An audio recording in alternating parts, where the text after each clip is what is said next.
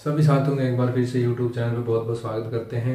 दोस्तों आज हम एक नए चैप्टर के साथ हाजिर हो गए हैं जो है हमारा फंडामेंटल राइट, जिसको हम बोलते हैं मौलिक अधिकार।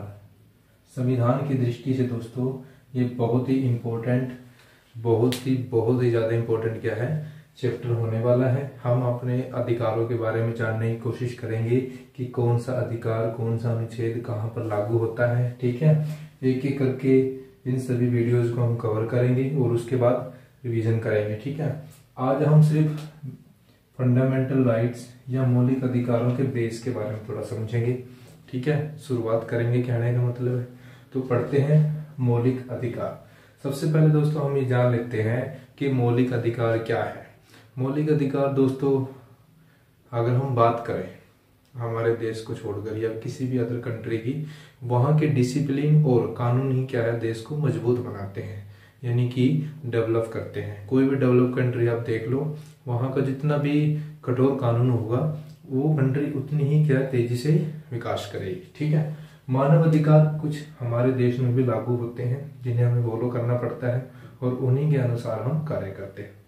परिभाषा के तौर पर देखें, मौलिक अधिकार दोस्तों वे अधिकार हैं जो संविधान के द्वारा सभी नागरिकों को सौंपे गए हैं और उन्हीं अधिकारों के आधार पर सभी नागरिकों की सुरक्षा की जाती है। ठीक है, या हम ये भी बोल सकते हैं वे मानव अधिकार जो जनता को या किसी भी व्यक्ति को क्या है अपना जीवन स्वतंत्रता पूर्वक, सुरक्षा पूर्वक जीने का अधिकार देती है और अपना विकास करने का मौका देती है।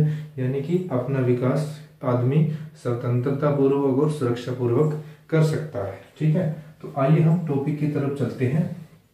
मौलिक अधिकार संविधान में दोस्तों शामिल किए गए हैं, संविधान में। ठीक है, आज इसी के बारे में थोड़ा चर्चा करेंगे और नेक्स्ट वीडियो से हम सभी अधिकारों के बारे में एक एक करके एक्सप्लेन करेंगे। ठीक है, मौलिक अधिकार दोस्तों संविधान में भाग 3 और अनुच्छेद 12 से 35, अनुच्छेद को दोस्तों आर्टिकल आप बोल सकते हो। ठीक है, भाग 3 सेक्शन, ठीक है, सेक्शन 3 और अनुच्छेद 12 से 35 में संविधान के अंदर रखे गए हैं दोस्तों। ठीक है, इन्हीं के बारे में आज थोड़ा एक्सप्लेन करते हैं।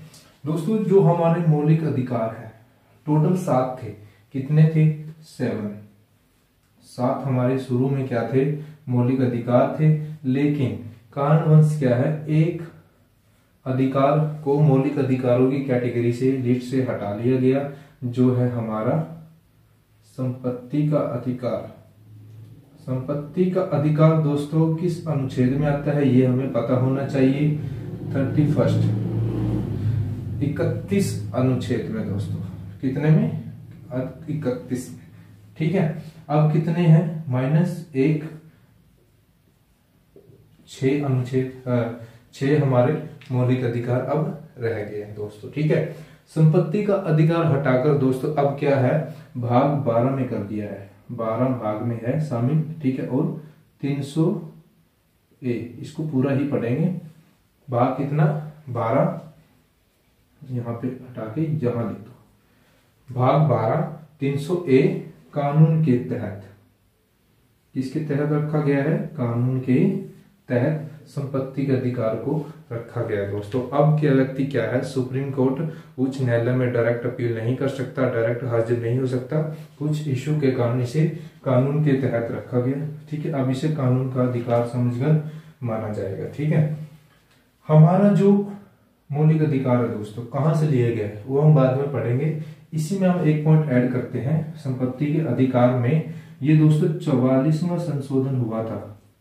संशोधन दोस्तों कुछ बदलाव होते हैं, आम भाषा में हम ये बोल सकते हैं कि संशोधन क्या होते हैं, संविधान में कुछ बदलाव करना। ठीक है, तो 44वां संशोधन 1978 में जो हुआ था, वैसे तो 1976-78 के बीच की डेट मानी जाएगी। 1978 में गया है, संपत्ति का अधिकार हटा दिया गया था। ये प्रश्न बनता है डायरेक्ट आपका कि संपत्ति का अधिकार किस संशोधन के तहत हटाया गया। 44वां सन बात पूछे, ईयर्स की बात करें तो 1978 कहां पर रखा गया है?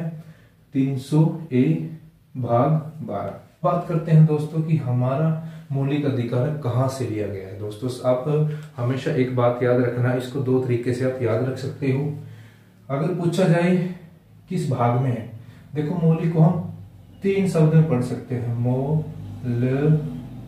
मौलिक। ठीक है दोस्तों, भाग 3 में आपको याद रह जाएगा, 3 शब्द आते हैं, सिर्फ एक याद करने का तरीका है। ठीक है, 3 शब्द आते हैं तो आपको डायरेक्टली याद आ जाएगा भाग 3 में। मौलिक अधिकार कहां से लिए गए? किसी देश की बात कर रहे हैं, ये अमेरिका की। अमेरिका से हमारे मौलिक अधिकार दोस्तों लिए गए हैं, याद रखना है, इंपॉर्टेंट है। ठीक है भाई, आगे चलते हैं। भाग 3 या मौलिक अधिकार को दोस्तों मैग्ना कार्टा भी कहा गया। मौलिक अधिकार या फिर आपसे पूछा जाए भाग 3, दोनों में से कुछ भी आ सकता है। अगर मौलिक अधिकार आए, भाग 3 आए, एक ही बात है। इन दोनों को क्या बोला गया है? Magna carta. ठीक है, मैग्ना कार्टा का मतलब क्या होता है दोस्तों?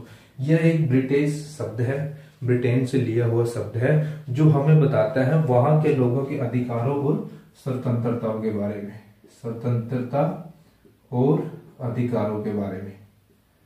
ठीक है दोस्तों, किसे हम एक तरह का घोषणा पत्र भी कह सकते हैं। ठीक है, घोषणा पत्र, और इंग्लिश में चार्टर, चार्टर भी हम बोल सकते हैं दोस्तों। ठीक है, तो दोस्तों आज मौलिक अधिकारों के बारे में इतना ही पढ़ेंगे हम। ठीक है, ताकि नेक्स्ट वीडियो को समझना हमारे लिए आसान हो जाए। ठीक है, ये दोस्तों जितने भी हैं हमारे सारे डायरेक्ट क्वेश्चन हैं। अनुच्छेद को हम अलग अलग पार्ट में पढ़ेंगे। समानता का अधिकार, ठीक है, क्या है, 14 से 18 अनुच्छेद में क्या है, 19 से 22 में क्या है, सभी को एक एक करके पढ़ेंगे। आपके पास कोई भी प्रश्न इनमें से डायरेक्टली आपके पास आ सकता है एग्जाम में, तो आराम से पढ़िए। ठीक है दोस्तों, तो मिलते हैं नेक्स्ट वीडियो में मिलेंगे।